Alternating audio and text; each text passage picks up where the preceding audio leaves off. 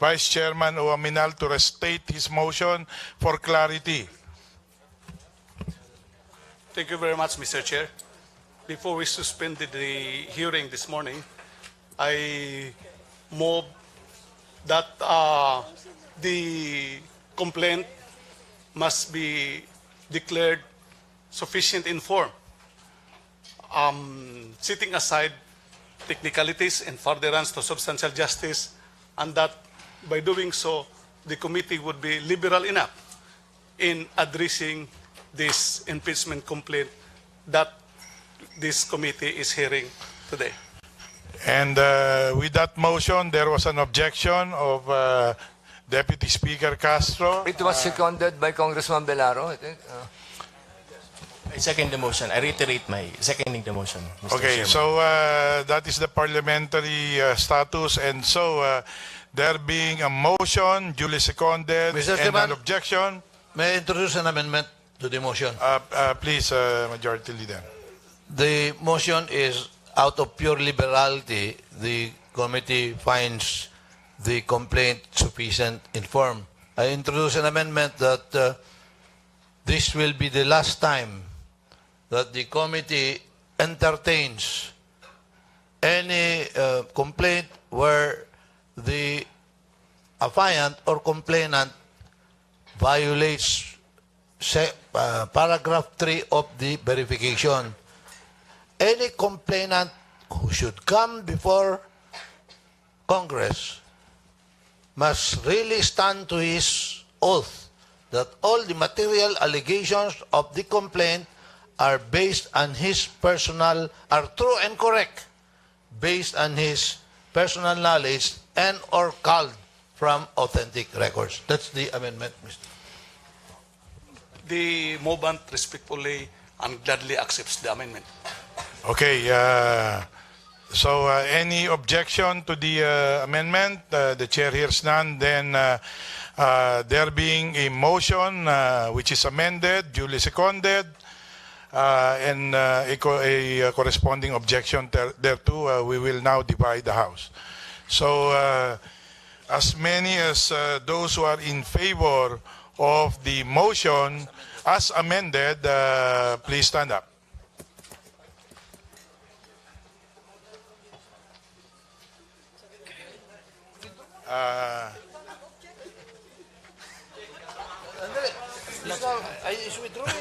I am, Mr. Chairman, I am withdrawing my objection. Better. So, Mr. Chairman, I am No need to objecting. divide the House. there being no objection. Mr. Chairman, I am objecting. Okay, what is your objection? Your Honor, the complaint is not in accordance with the rules. Okay, Particularly so, that on verification, Your Honor, please. It's very We clear. have already divided the House on the matter again so that the committee secretary can count on those who are in favor of the motion. Please rise again.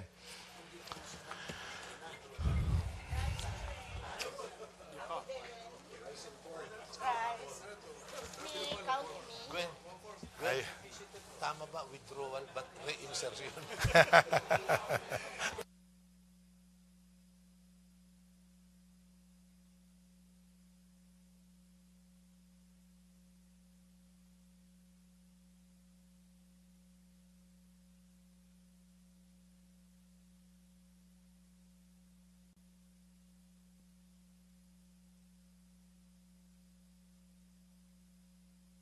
Thank you very much, my dear colleagues.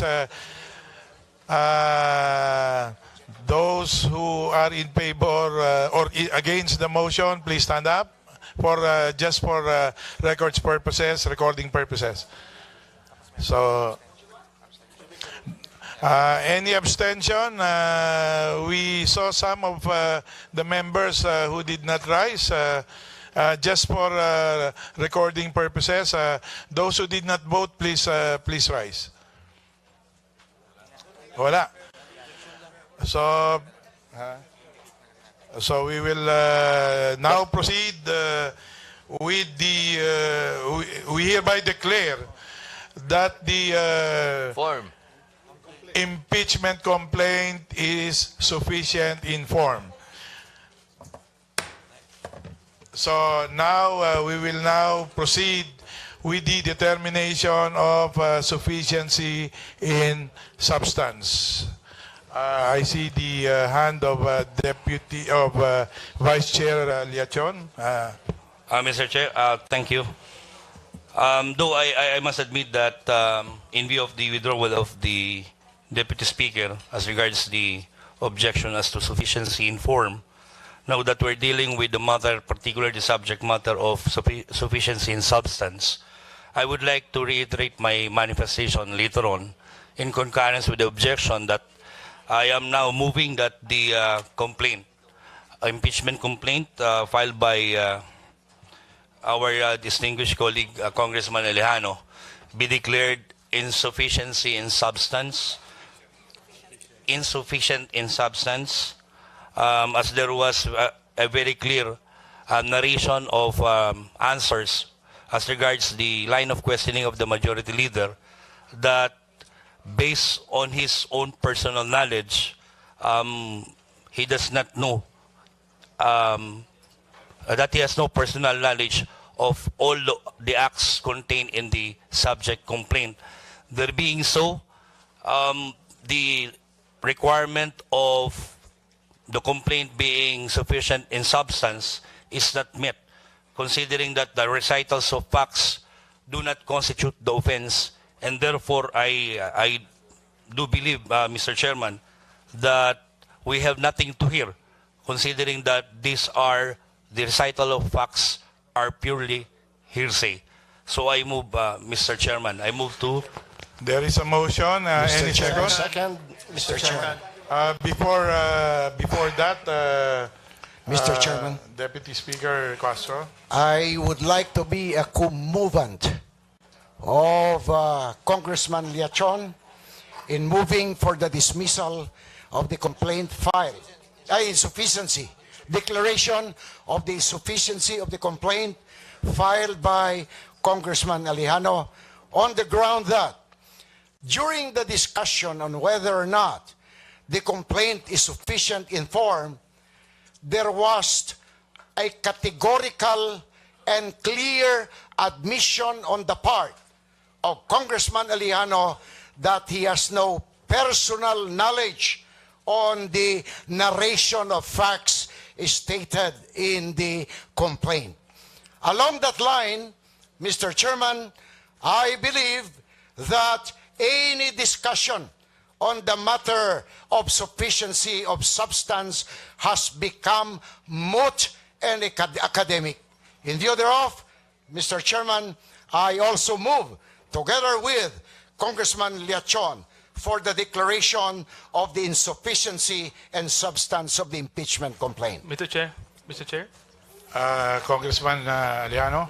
I understand we will go through the voting after this, but may I be allowed to explain why I do not agree with the motion, Mr. Chair?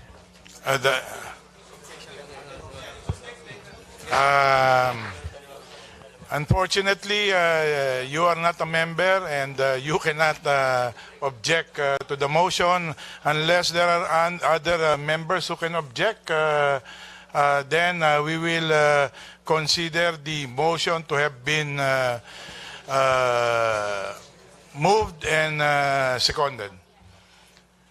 Likewise, Congressman Lagman, you're not a member of this Justice Committee. I am not a member, as I've said previously, but I have the right to speak without the right to vote.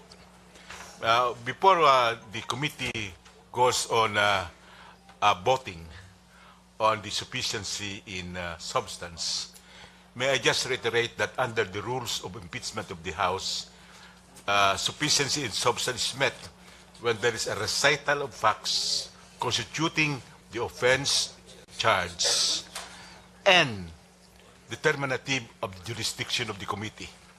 In other words, the committee should confine itself in determining sufficiency in substance to the recital of facts in the complaint, the ultimate facts.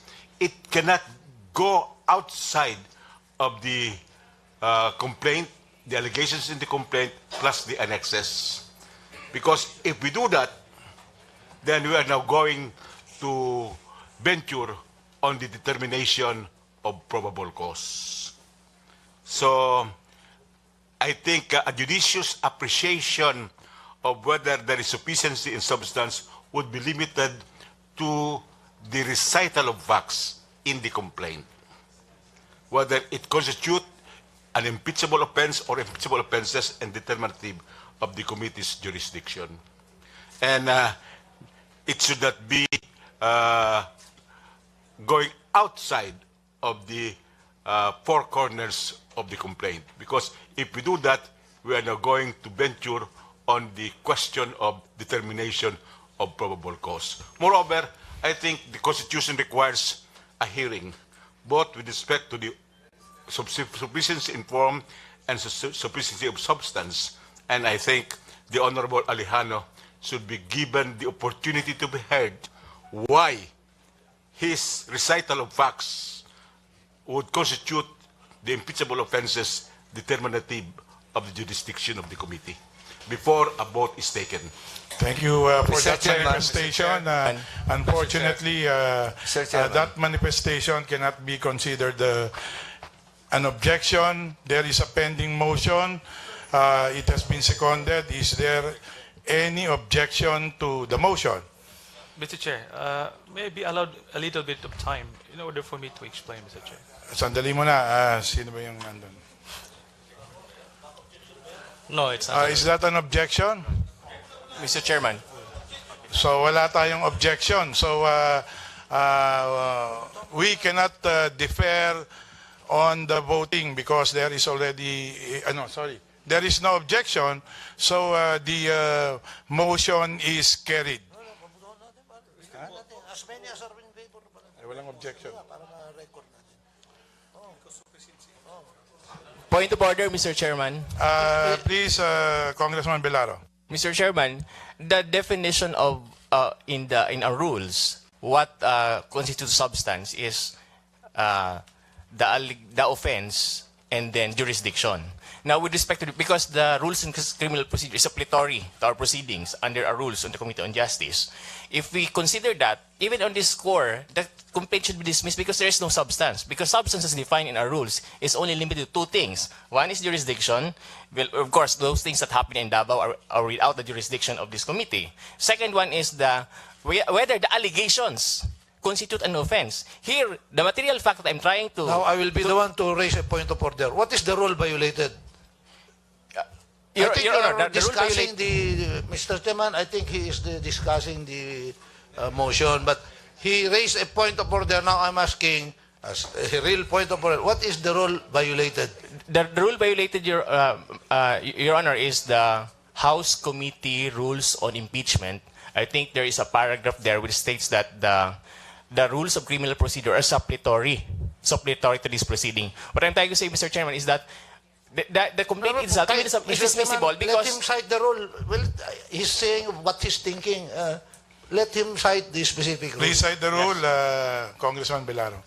May I, Your Honor, right now it's not handy, but I recall that under the House Committee on Justice Rules on Impeachment of the 16th Congress, which was adopted by the 17th Congress, Your Honor, there is a statement there that there is a provision that the rules on criminal procedure are deemed supplementary to this proceeding. Now, under the rules on criminal procedure, one of the grounds for a motion to dismiss is that there is a failure to constitute an offense. And here, if you read the complaint, it is dismissible because it does not identify the persons involved, the 8,000 and 1,402. So on that score alone, it is dismissible. That's what I'm saying. We can dismiss this complaint outright because of... Hold it. There is no dismissal under our rules. Our rules is only sufficiency in form and sufficiency in substance. There is no dismissal here. So there is no, the case will not be dismissed because we cannot dismiss this. It will only be subjected to plenary. So we are now only voting Point of order to the sufficiency and substance, and the voting was going on, but the gentleman raised a point of order and there is no rule being violated. So may I... Mr. Chairman, Mr. Chairman. Appeal to the previous question.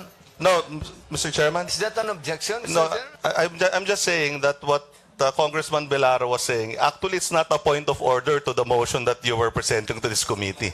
He said it is a point of order, but in effect, it is not a point of order. It is a point of order, Mr. Chairman, with respect to the claim that the offense...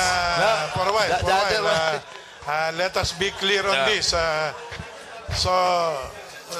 As Chair. clarified, we are not yet on the dismissal. We are just voting upon the substance.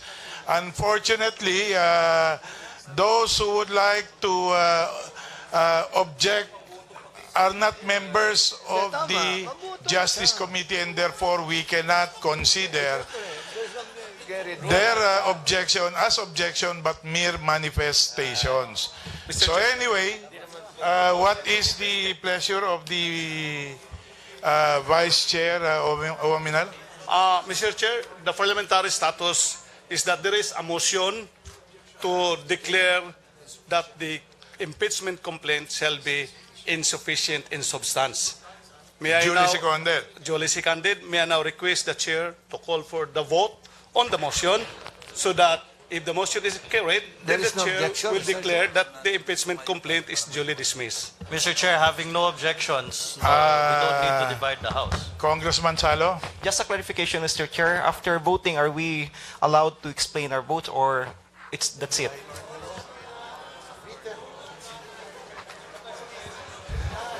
Mr. Chair? Mr. Chair. Mr. Chair, I have a Mr. pending Chair. motion. So anyway, there is a motion duly seconded. Mr. Chair. But again, for clarity, the chair would like the members who approve of the motion, because the chair noted earlier that there were those who did not stand up when the voting was made on the sufficiency of form. So we would now like all members who are in favor of the motion to please rise.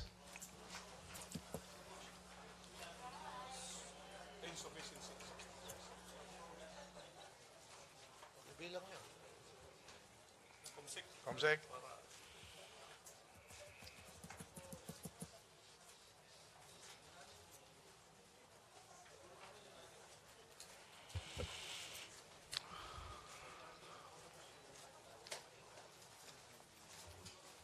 Okay na? Okay, please take your seats.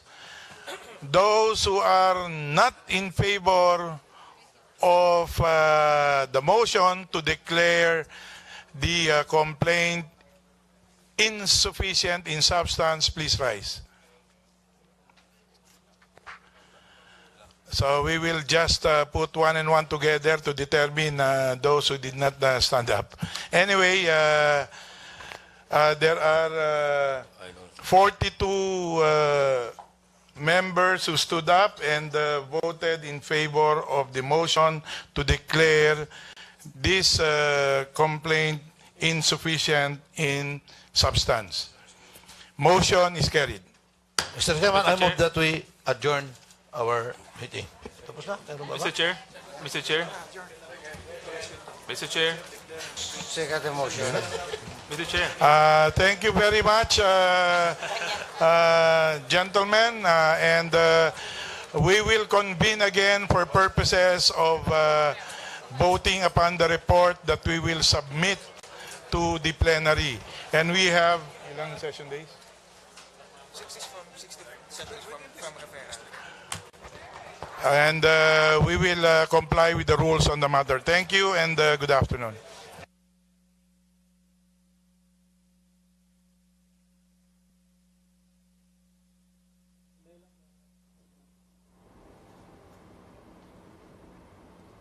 After an executive session, the House Committee on Justice declares the impeachment complaint filed by Magdalo Party List Representative Gary Alejano against President Rodrigo Duterte sufficient in form but insufficient in substance. Alejano claims President Duterte betrayed the public's trust, violated the Constitution, engaged in bribery, graft, and corruption, and other high crimes. He also believes the president committed multiple murder, among others.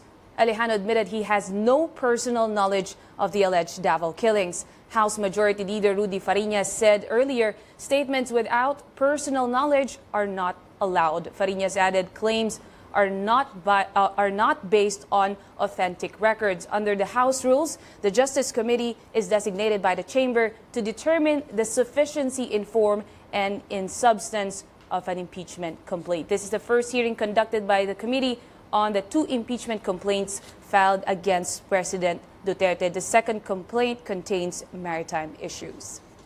Again, that was the House Committee Justice declaring the impeachment complaint filed by Representative Gary Alejano against President Duterte insufficient in substance but sufficient in form. Keep it here on CNN Philippines to get the stories as they happen. I'm Nicolette Henson. He's on. Good afternoon.